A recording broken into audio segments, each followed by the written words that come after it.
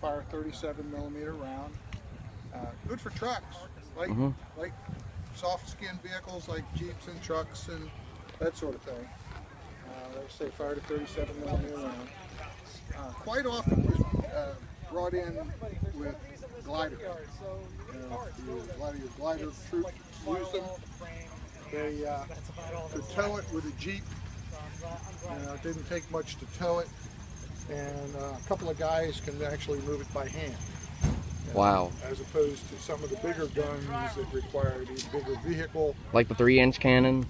Some of the 3 inches, and even your 57mm, you could probably move those around pretty good. Wow.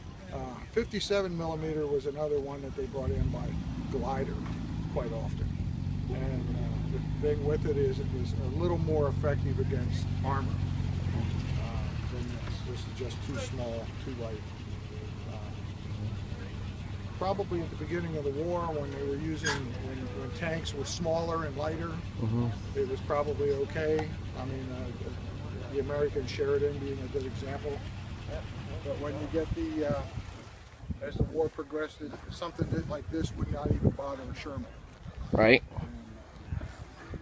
So what could this thing take out? Soft skin vehicles, trucks. Like German half-tracks? Maybe a half-track if it's hit correctly. Depends again on how much armor it has and where it gets hit, that sort of thing. What about a light tank?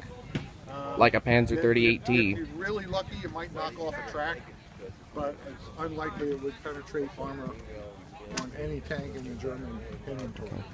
What service record did this thing have? I couldn't tell you. Don't know anything about this particular gun. And like I say, they were used. They were kept. I think they were kept in the inventory mostly because they were light enough to move. Right. You put it in a glider and drop it in wherever the airborne troops went, and that gave the airborne troops something more than hand weapons against other vehicles and stuff like that.